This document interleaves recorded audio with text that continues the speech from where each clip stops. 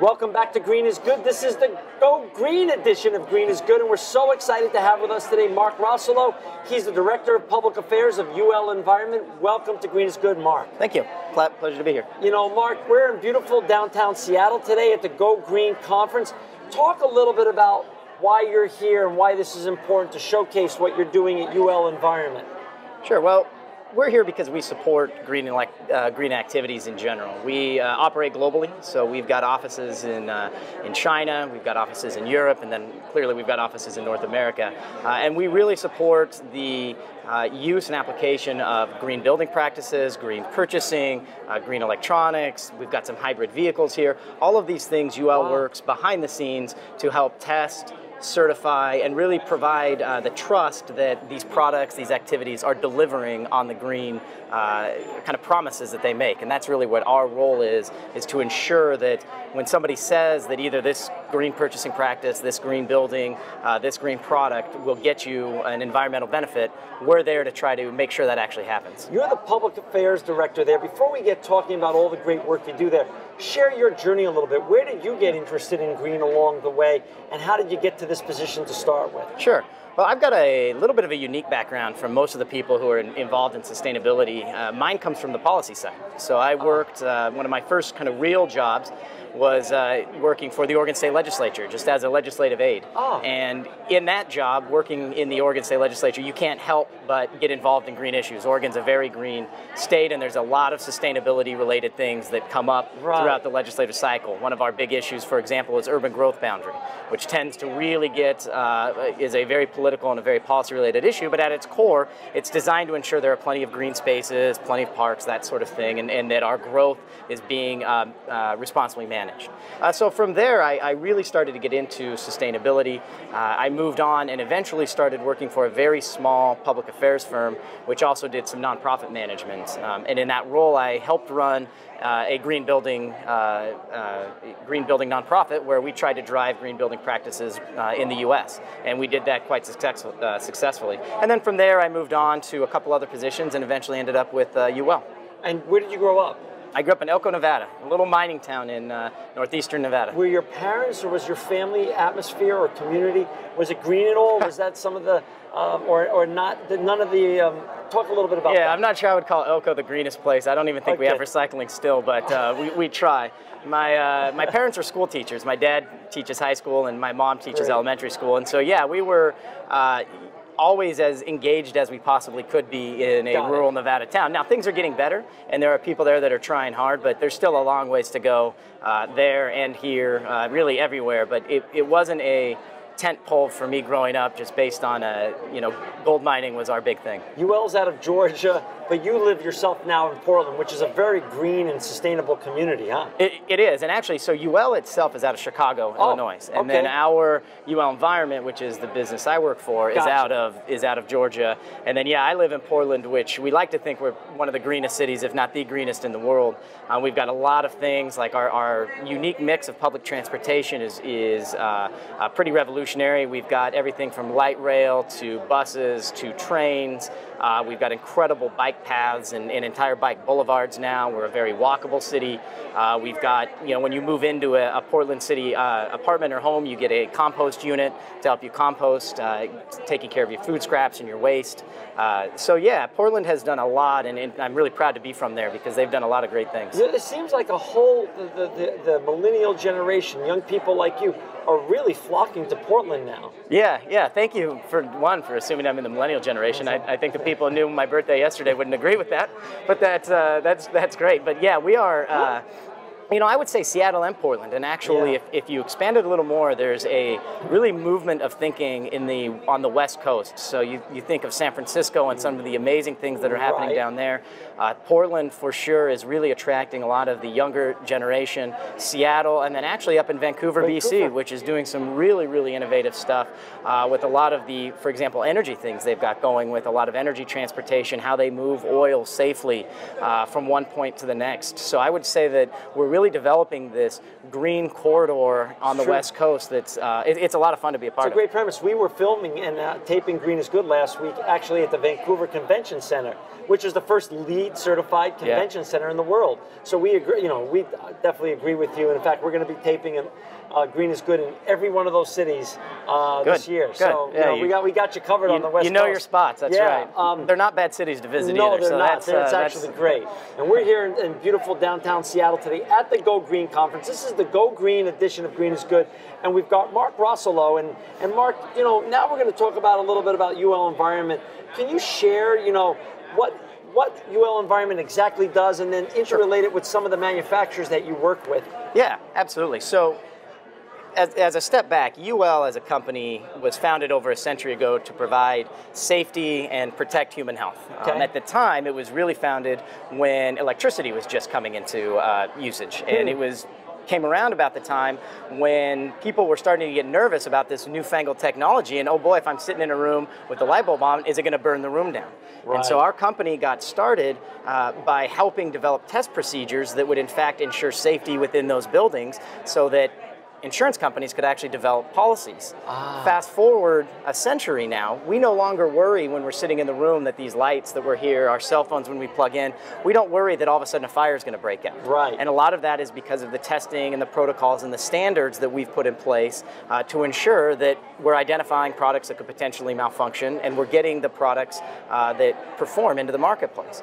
Now we've got a new generation of safety, and that new generation of safety is looking at things like volatile organic compounds that are in the air, chemicals, you know, what kind of chemicals are going into a product, what kind of chemicals could, you know, my baby potentially be exposed to if they put something in their mouth, is my water safe to drink, where does my food come from, when I put on this jacket, you know, where did it come from? Did the factory it was built in, did the workers have adequate working conditions? Are they taken care of in a way? You know, these are now the expanded definitions of safety. And so when UL as a company, when we looked at kind of where the market of safety was moving, one of the big areas you identify is sustainability and is green. And now people are saying, and you know, it's not just enough for this to be safe from a fire perspective, but you know, this product truly has to be safe from okay, are the chemicals in it not harming the indoor air of the building? For example, if I'm sitting in here, am I going to be exposed to potentially asthma-inducing conditions? If I'm eating something, am I potentially putting something bad in my body besides, you know, just the fat and that cholesterol? And so so what we do is we do a lot of certifications. We develop standards, and what the goal is, as I kind of mentioned in the beginning, we're trying to ensure that if somebody says, okay, this product is certified for low chemical emissions, that it's actually been tested and it actually has low chemical emissions. If somebody is going in and saying, okay, this cell phone is green, this is a sustainable cell phone, that we've actually, there is a standard behind that, we've certified to it so people can say it's green because of X, Y, and Z.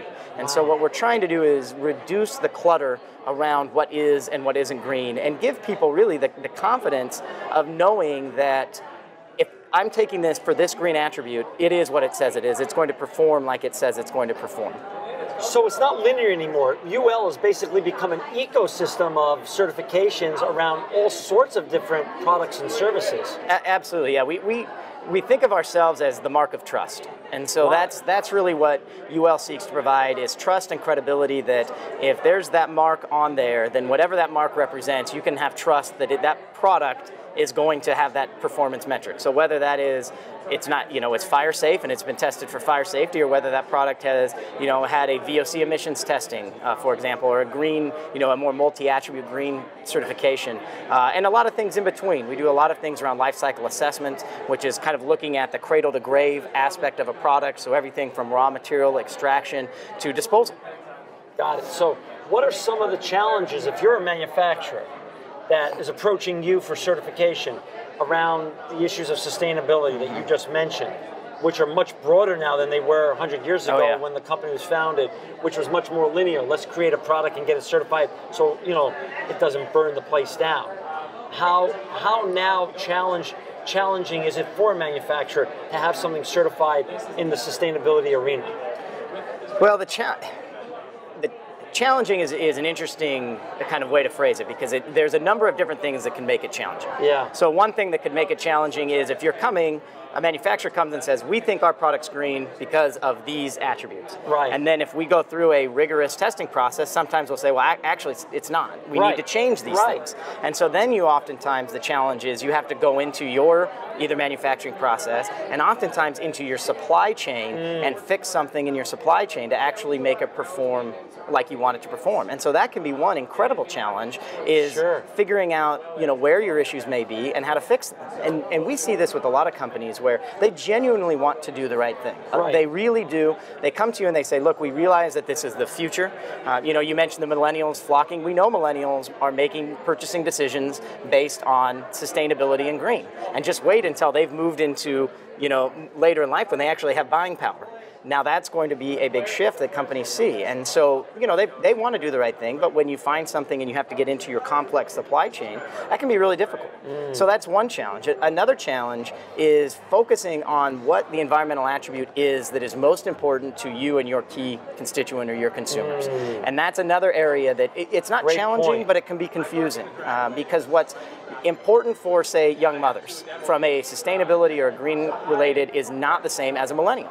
You know, if you asked a young mother what's the most important attribute that a product must have, she's going to say safety. It keeps my baby safe. I don't have to worry about, you know, if he or she accidentally puts that toy in their mouth, that something harmful is going to come off. Or if the little bunny's sleeping in the bed with them at night, there's not these chemicals emitting, right? That's what but you ask a millennial, so we're talking about San Francisco. If you asked a young person in San Francisco, what's the biggest challenge in the sustainability? Water. They'll say water all day long because they're in the midst of a huge drought.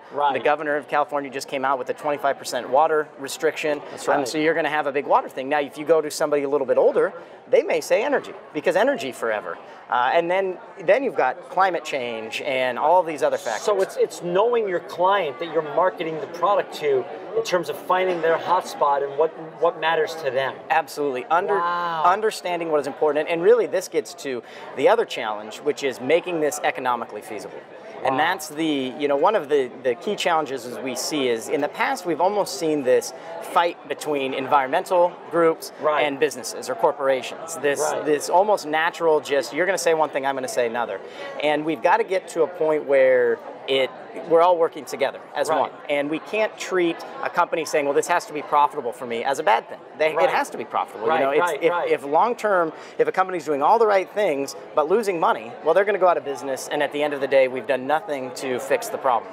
So we have to focus on, okay, targeting your constituents, what's most important. Eventually, do we want to do everything? Absolutely we do.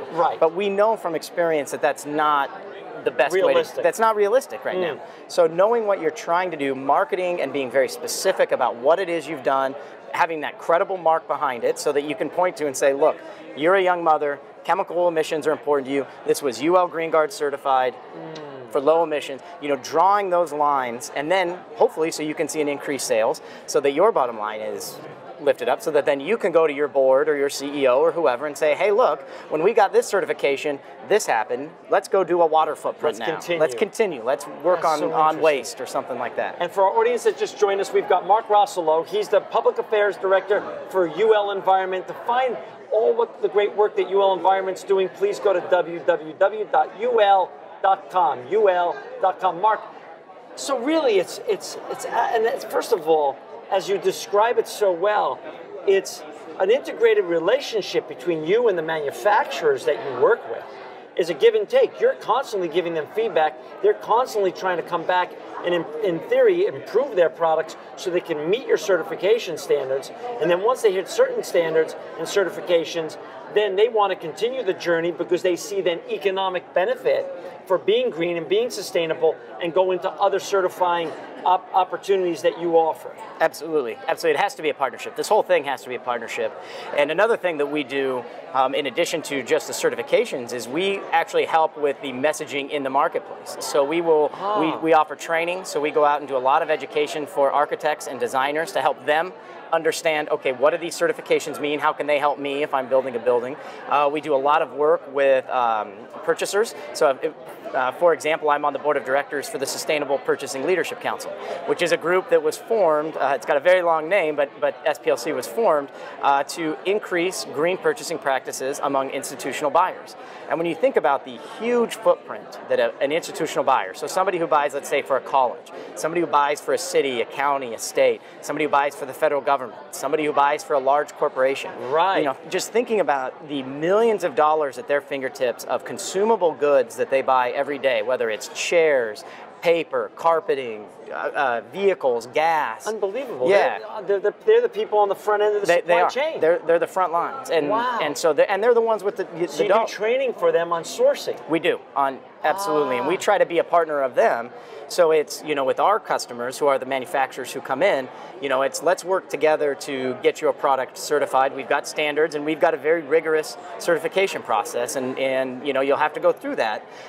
But ideally, once we get that, then let's help you take your message to the marketplace. So someone can get certified, they can earn a certificate from you as being certified, a certified UL buyer or something like that? No, so we don't certify buyers. Okay. We don't certify buyers. What we do is we go to the buyers and we just say, hey, look, you've got a purchasing policy that says this. Right. If you add this language in, it will help you buy better products. It will help you ensure you just offer the training, but you're not actually offering them some sort of certification. Exactly. We don't do buyer level certification. Right. What we're trying to do is get them to understand the differences in a certified product with a certified green claim based on a credible standard or assessment process or whatever, to just somebody who's coming in and saying, hey, this is green because I say it's green. And that's a problem we've seen now since I've been involved in the sustainability movement. It's been one of the biggest problems we've seen is unsubstantiated claims. People just saying, this is green because I say it's green, or you know, we do this internal process, so that makes it green.